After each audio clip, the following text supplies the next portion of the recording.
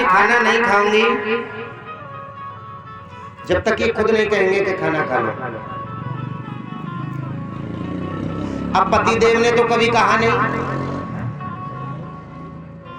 अब 1 दिन हो गए, 2 दिन हो गए, 3 दिन हो गए, 4 दिन हो गए,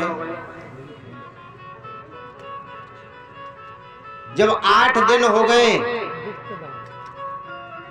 और ये दान 50 रुपए का करते हैं, दान से नहीं जय जयकार हो।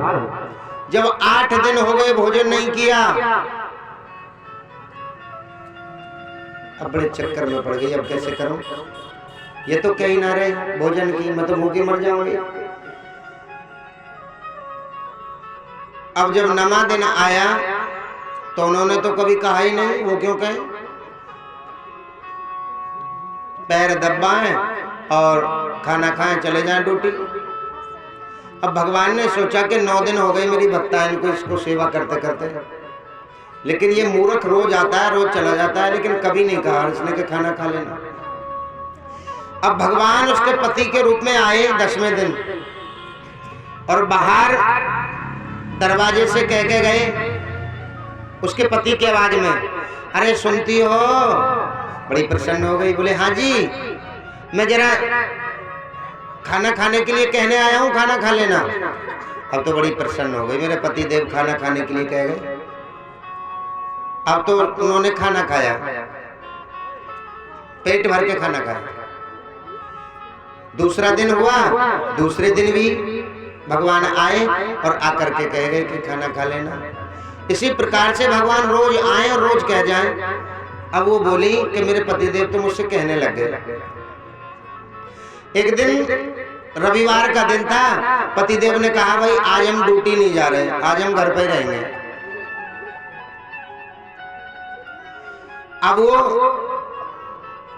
पतिदेव आराम कर रहे थे और वो माता पैर दबा रही थी। पतिदेव के पैर दबाते दबाते 12 बज गए। बोली हे भगवान, ये आज क्यों ना कह रहे भोजन की, रोज कह के चले जाएं दरवाजे से, लेकिन आज क्यों ना कह रहे। अब उन्होंने तो कभी कहा ही नहीं। अब भगवान जैसे रोज आते थे ऐसे ही आए और आकर भगवान ने देखा अच्छा आज तो साहिबान पड़े हैं घर में, अब मैं कैसे कहूं। तो भगवान बोले कि अगर मैं कह के नहीं गए तो भूखी रह जाएगी। तो भगवान ने कहा दरवाजे पे सुनती हो, खाना खा लेना। अब उसने सोचा मेरे पतिदेव तो मेरे पास लेटे हैं, मैं पैर दबा रही हूँ, ये कौन कह के गया। अब जैसे ही वो दौड़ करके गई और उसने दरवाजा खोला तो दरवाजे से मेरे नारायण भगवान निकल कर जा रहे थे। बोले गोविंद भगवान की जय हो। पैरों में पड़ गई है नाथ, मेरे अपने पति की सेवा करने से आज तुम्हारे दर्शन हो गए।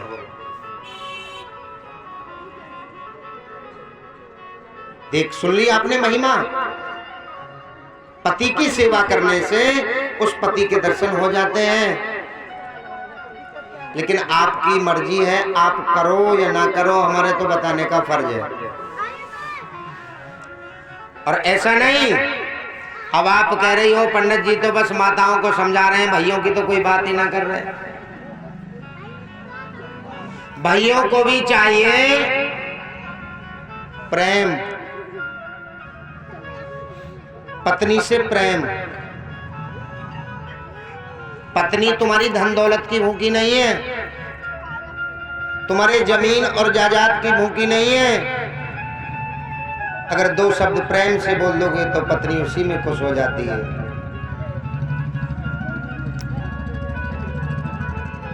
लेकिन घर घर में झगड़े ज्यादा चल रहे हैं, पति पत्नी में प्रेम नहीं,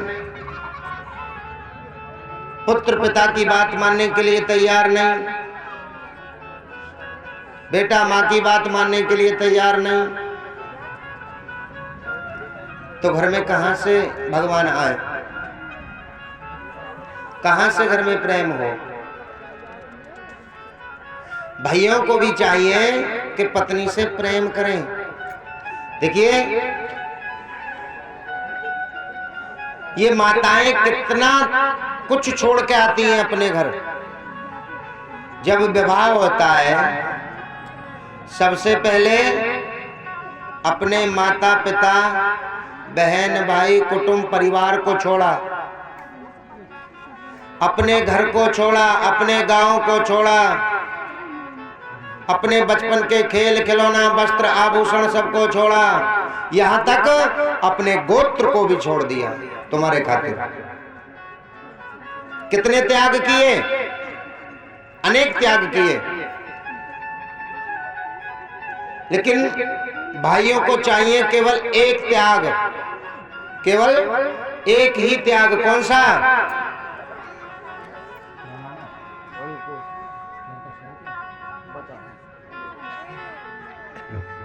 और ये श्रीमान जी ये भगवान की पावन कथा में 50 रुपए का दान करते हैं। सदा ही जय जयकार हो, कल्याण हो।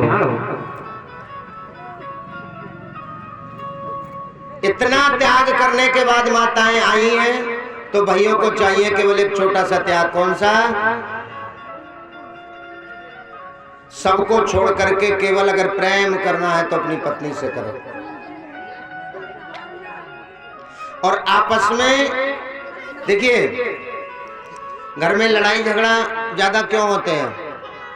कभी कभी क्या होता है, अगर पति देव क्रोधित हो गए, गुस्सा हो गए, तो पत्नी का कर्तव्य बनता है बिल्कुल शांत हो जाए, बिल्कुल शांत।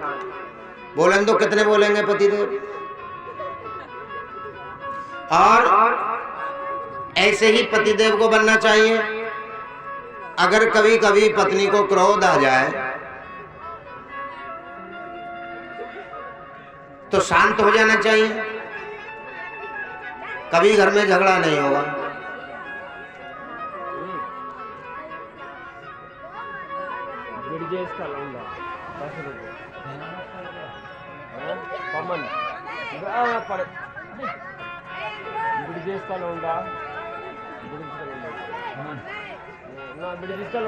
और ये श्रीमान जी ब्रजेश उन्हीं के लड़के ये 10 रुपए दान कर रहे हैं। सदा ही जय जयकार हो।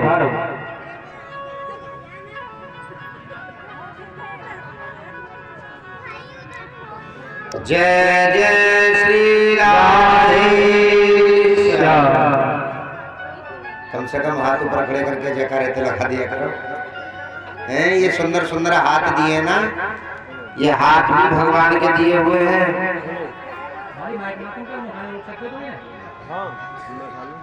और जब तक हम भगवान का नाम अपने मुख से नहीं लेंगे,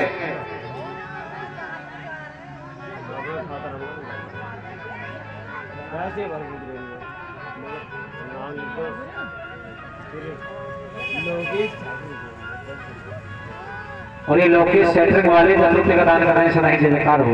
आज इनके पैसा निकली हो गया। पति पत्नी को, अरे रोको यार बाली ने,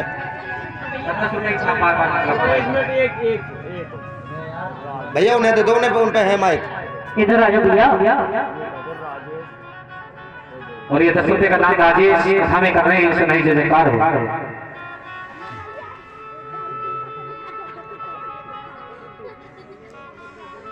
भाइयों को भी चाहिए, अगर पत्नी को क्रोध आ जाए तो उनको बर्दाश्त करना चाहिए, कभी झगड़ा नहीं होगा। लेकिन आजकल बर्दाश्त तो किसी में है ही ना। अगर भैया 2 कह रहे हैं तो आजकल की बहू भी ऐसी आ गई है, वो 4 सुना में। मैं काहे को सुनूं तेरी, मैं कोई कम खाऊं तो से हैं? मैं भी अच्छे बाप की, बड़े बाप की बेटी हूँ। झगड़ा शुरू। और ध्यान रखना, आजकल बेटी का घर बिगड़वाने में सबसे बड़ा हाथ माँ का होता है। बेटी का जो घर बिगड़वाती है वो माताएं बिगड़वाती हैं। कैसे? सुन लो। माँ और बेटी की ऐसी कोई बात नहीं होती जो छुपी हुई हो, आपस में सारी बातें कर लेती हैं वो। जब विवाह होता है तो विवाह के समय बेटी जब विदा हो जाती है ना, तो बेटी 10 किलोमीटर पहुंची होगी, तुरंत माता जी ने फोन लगा दिया, कहाँ पहुंच गई? माँ भी पहुंची ना हूं, चल जब पहुंच जाना फोन कर दिए, तेरे पापा बहुत रो रहे हैं, जाते ही फोन करिए। अब बिटिया ने फोन कर दिया, मम्मी मैं पहुंच गई हूँ। ठीक है बेटा, और सुबह को माँ फोन कर रही है, ए लल्ली तेरे घर में सास नंद ज्यादा तेज तो ना है? क्या ना मम्मी अभी तो ठीक बोल रही है।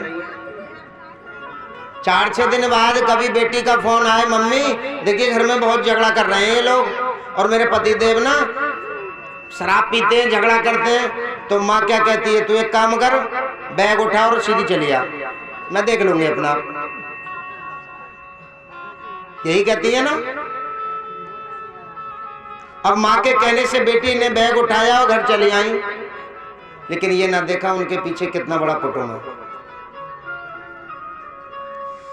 जिस समय बेटी को हम विदा करें तो माँ को तो बन जाना चाहिए सुनैना। सुनैना कौन थी जानते हो? सीता मैया की माता जी। और पिता को बन जाना चाहिए महाराज जनक। अच्छा ये बताओ वनवास किसको मिला था, राम जी को या सीता जी को? राम जी को मिला था ना, तो सीता जी क्यों गई? चाहती तो सुनैना तुम जैसी माता बन करके मैं कैसे चली जान दूंगी अपनी बेटी को? हैं? वनवास मिला, तुम्हारे बेटा को मिला, भेज दो बेटा को। या जनक पहुंच जाते, मैं महाराज जनक हूं, राजा हूं, मेरी बेटी कैसे जाएगी वनों को? नहीं, जहां पति है वहीं पत्नी है। माता को सुनैना बन जाना चाहिए, पिता को महाराज जनक बन जाना चाहिए जब बेटी का विवाह करें। एक दूसरे में इतनी बर्दाश्त होनी चाहिए पति पत्नी में। कैसी बर्दाश्त? एक साहिबान का नया नया विवाह हुआ, पत्नी बोली महाराज, पत्नी बड़ी गुस्सालू थी, बहुत झगड़ा करती, बोली महाराज मेरा मन कर रहा है मैं गन्ना खाऊंगी, ईख में से गन्ने तोड़ के लाओ। बोले भाई ठीक है, ना जाऊंगा तो झगड़ा करेगी। और वो बोली बहू का एक गन्ना नहीं 4 खाऊंगी, 4 गन्ने लेके आई हो। बोले भगवान 4 ही लेके आऊंगा, ठीक है। अब वो गन्ना लेने चले गए। अब रास्ते में उनके भतीजे मित्र वगैरह बहुत मिले, बोले भाई हम भी गन्ना खाएंगे, हम भी गन्ना खाएंगे। अब गन्ना तीनों दे दिए, एक गन्ना बचा। अब एक गन्ना जैसे वो घर में लेके आए तो उनकी पत्नी एक को बड़ा क्रोध आया, अच्छा मैंने 4 गन्ने मंगाए और एक गन्ना लेकर आया, सत्यानाश। अब जैसे वो घर में आया तो उन्होंने गन्ना उठाया और एक मारा भैया की कमर में। मैंने तुझसे एक गन्ना मंगाया कि 4 गन्ने मंगाए? तो जैसे ही कमर में गन्ना मारा तो गन्ने के 2 टुकड़े हो गए। तो भैया कह रहे अपनी पत्नी से, हे भगवान तू तो बड़ी समझदार है, गन्ना खा के। बोली कैसे? अरे मैं रास्ते में ये विचार कर रहा था कि गन्ना एक खाएंगे कैसे, अब तेने 2 टुकड़े कर दिया, आधा तू खा ले आधा मैं खा लो। बोले गोविंद भगवान की। अगर भैया चाहते तो जैसे गन्ना मारा था कमर में, अगर भैया चाहते तो वो टांगों में पेल देते, झगड़ा शुरू हो जाता। तो भैया ने कितनी दिमाग से काम लिया कि इसका मतलब मेरी पत्नी क्रोध कर रही है, अब शांत कैसे करूं? तो बोले भगवान तू तो बड़ी समझदार है। अपने पति के हाथ जोड़ के खड़ी हो गई, हे प्रभु मुझसे गलती हो गई, मैंने तुम्हारे गन्ना मार दिया। कि तुमने गन्ना नहीं मारा, मेरा काम आसान कर दिया। मैं सोच रहा था गन्ना एक खाएंगे कैसे कैसे, अब कम से कम 2 टुकड़े हो गए, एक तुम खा लो एक मैं खा लो, हिसाब बराबर। तो इतनी समझदारी होनी चाहिए। अगर घर में हमारी सासू माँ झगड़ा कर रही हैं तो बहू का कर्तव्य बनता है बिल्कुल शांत हो जाना, चुप हो जाओ, मत बोलो। बोलेंगे तो कब तक बोलेंगे? 5 मिनट बोल के अपना आप चुप हो जाएंगे। अगर तुम बोल गई तो समझो वो 10 मिनट बोलेंगी फिर। हाँ सीधी कहेंगे, जवाब देना सीख गई है ना। अगर सासू माँ 5 मिनट तुम्हें गाली दे रही है, उल्टा सीधा बोल रही है, तो खामोश, बिल्कुल बोलना ही मत। 5 मिनट बोल के अपना आप चुप हो जाएंगी सासू माँ। क्यों? जब उन्हें जवाब ही नहीं मिलेगा। अब कहेंगी मैं गाली दूं तो दूं किसको सुनाऊं जब इस पर कोई असर ही ना पड़े। और ऐसा नहीं, सासू माँ को भी समझा रहा हूँ, कभी कभी बहू को भी क्रोध आ जाता है। जब बहू को क्रोध आ जाए तो सासू माँ चुप घर से बाहर चली जाओ, करती रहे बहने जैसे करे, तू जाने तेरे काम जाना, घर से बाहर निकल जाओ, झगड़ा शांत। ध्यान रखना, मैं इसलिए बता रहा हूँ, जिस घर में झगड़ा होता है ना, उस घर में पैसा नहीं रुक सकता, ये सच्चाई है। उस घर में लक्ष्मी नहीं जा सकती कभी भी, जिस घर में झगड़ा होता हो। लक्ष्मी जी आती हैं, लेकिन जब देखती है ना कि इस घर में तो बड़ा झगड़ा होता है, चलो बच के चली जाती है। इसलिए ये भागवत कथा हमें सीख देती है, हमें ज्ञान देती है, हमें शिक्षा देती है कि हमें क्या करना चाहिए, क्या नहीं करना चाहिए। भागवत का मतलब है भक्त को भगवान से जोड़ना और जनता को जनार्दन तक पहुंचाना। भा से भक्ति, जैसे ज्ञान, वैसे वैराग्य और तैसे त्याग। कथा आती है भक्ति, ज्ञान और वैराग्य की। देखिए, बुरा मत मानना, यहाँ बस्ती वालों में ना तो ज्ञान है और ना भक्ति है, तो तुम्हें कैसे मुक्ति मिलेगी? देखिए, आप सब देख रहे हो, आजकल मोबाइल पर देख रहे हो, टीवी पर देख रहे होगे, धीरेन्द्र कृष्ण शास्त्री जी महाराज बागेश्वर वाले बाबा जो हैं, वो सनातन धर्म को एक करने के लिए दिल्ली से लेकर वृंदावन तक पैदल यात्रा की है उन्होंने। कितने लाख लोग उनके साथ चल रहे हैं पैदल पैदल। क्यों? सनातन धर्म को एक करने के लिए। और तुम तो कथा सुनने भी नहीं आ रहे। जो भक्त कथा सुनने नहीं आ रहे हैं ना, ध्यान रखना, जैसे तुम कर रहे हो वैसे ही तुम्हारी संतान भी करेगी। क्यों? कि तुम संतान को अपनी पढ़ा तो रहे हो, लेकिन तुम्हारी संतान में संस्कार नहीं है। कहां से आएंगे संस्कार? कभी तुमने अपने बच्चों से ये नहीं कहा कि जाओ भागवत में जाओ, भागवत की कथा सुन के आओ। अब भागवत में मैं तुम्हें कोई नई बात तो नहीं सुना रहा, बात तो वही सुना रहा हूं ना जो सुनानी चाहिए। पुत्र को पिता की सेवा करनी चाहिए, माँ की सेवा करनी चाहिए।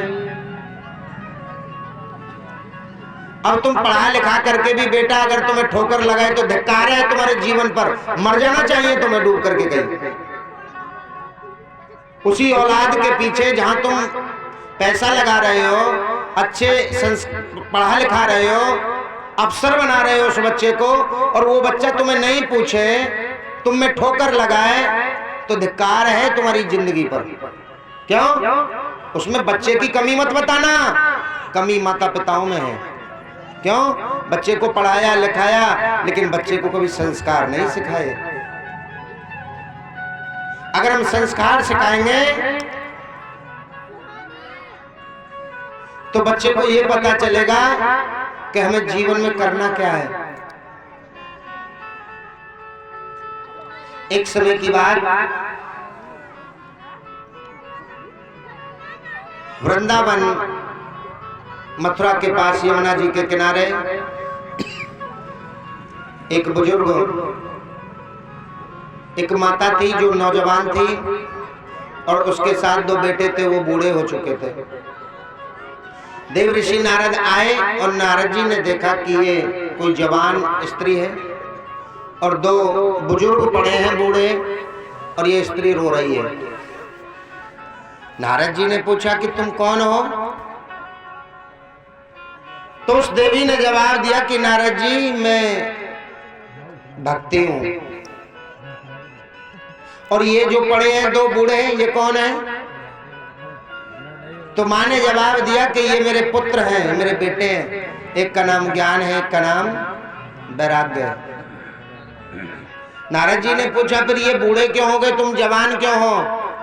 तो जवाब दिया भक्ति ने कि सुनो नारद जी, जिसको खाने को ज्यादा मिलता है वो तो जवान ही रहता है, और जिसको खाने को दूध दही खाने को ना मिले तो वो तो बुढ़ापा आएगा ही। नारद जी बोले मतलब क्या है? बोले मतलब ये कि कलयुग में भक्ति तो है लेकिन ज्ञान नहीं है। अब आप लोग भी आए हो कथा सुनने के लिए। अभी मैंने देखा चलती हुई कथा में से 2-4 बच्चे उठ करके गए। ये किस चीज की कमी है? ज्ञान की। मैं जानता हूं अभी सोने का टाइम नहीं है, 9 बजे हैं अभी। और आजकल और ये गए क्यों मैं इतना भी जानता हूं, ये जाएंगे रजाई ओढ़ेंगे मोबाइल चलाना शुरू कर देंगे। ये बीमारी बन चुकी है। जब तक बच्चे मोबाइल नहीं देखते तब तक नींद नहीं आती। ये सच्चाई है। आज कुछ बच्चे ऐसे हैं नींद की गोली खा खा करके सोते हैं। उन बच्चों से कह रहा हूं मूर्खों, आज से पहले माँ की लोरियों में सो जाते थे भक्त। दादी अम्मा जब कहानी सुनाते थे ना तो नींद आ जाती थी। लेकिन आजकल के बच्चों की तो बीमारी चल गई है, जब तक फोन चलाएंगे फोन देखते देखते नींद आ जाएगी। ये ज्ञान की कमी है। अगर इन बच्चों को ज्ञान होता तो ये कथा में सोच के नहीं जाते। भक्ति ने कहा घर घर चिराग जल रहे हैं, जल रहे हैं ना, सबके घर चिरागी होती है, लेकिन माता पिता की सेवा नहीं होती।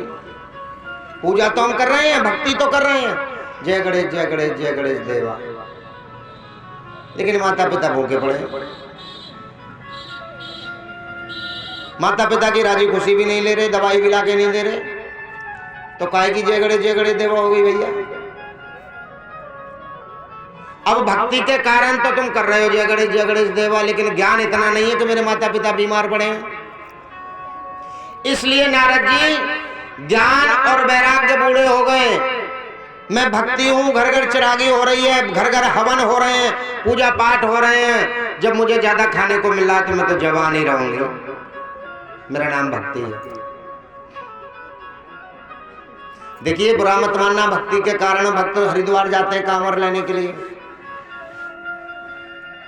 कांवर लेने जाते हैं और उधर से बम बोलते चले आते हैं। कितने भक्त मैंने भी देखा है शराब पीते हैं रास्ते में जो कांवर लाते हैं। चलो शराब को छोड़ो, रास्ते में जब उधर से आते हैं तो भंडारे में खाते हुए आते हैं। ऐसा तो कोई 1-2 भक्त होगा जो नहीं खाता होगा। और मूर्खता की कमी देखो, भंडारे में 50 रुपए का खाएंगे, 10 रुपए चढ़ा के आ जाएंगे। तो 40 रुपए का कहाँ गए भैया? 40 रुपए का तुमने ही तो खाया है। ये 40% पाप कमा लिया तुमने। कर्तव्य बनता है अगर हमने 10 का खाया है तो 11 रुपए चढ़ा के आओ, एक फालतू, तब तो तुम्हारा धर्म है। अब यहां ज्ञान की तो कमी हो गई। हरिद्वार गए जी बम भोले की कांवर लेना, माता पिता बेचारे घर में पड़े। अरे तुम्हारी आवश्यकता क्या है हरिद्वार कांवर जाने की? अगर माता पिता जीवित हैं तो जो तुम पर 1000-2000 रुपए आ गए हैं ना खर्च करने के लिए, माँ बापों को दे दो। लो ये रही दक्षिणा और जाओ गंगा नहा के आओ। वो है तुम्हारा सबसे बड़ा तीर्थ।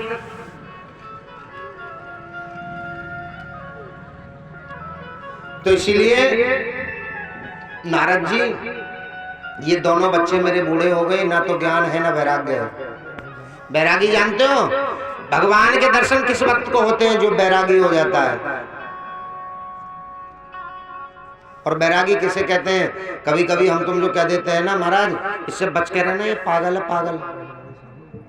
कभी कभी भक्ति में इंसान बैरागी हो जाता है, पागल हो जाता है, भूल जाता है सब कुछ। इसीलिए मैं आज भी जवान हूं। अब भक्ति कहने लगी महाराज कुछ ऐसा उपाय करो देवर्षि नारद जिससे कि मेरे बेटे जवान हो जाए। नारद जी ने कहा हाँ क्यों नहीं, बिल्कुल। आज नारद जी ने दोनों बच्चों को यमुना जी के तट पर बैठ करके श्रीमद् भागवत कथा सुनाई। जो मैं तुमको सुना रहा हूं। ऐसी कथा है, ये ध्यान से सुन लेना। वो दोनों बूढ़े जो थे वो भागवत कथा सुनकर के जवान हो गए, उनको ज्ञान भी मिला। ये भागवत कथा हमारे अंदर का जो क्रोध है, अहंकार है, उसको नष्ट करती है। जिस माया जाल में हम फंसे हुए हैं उनको दूर करती है। काम, मोह, लोभ, क्रोध सबको दूर करने के लिए भागवत कथा है। आज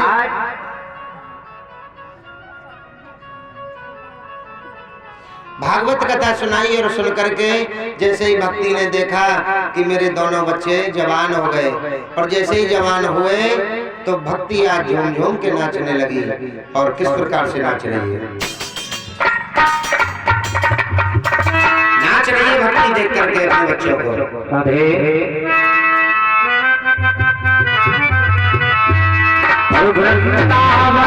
नाचे दूर में भी नाचोगी,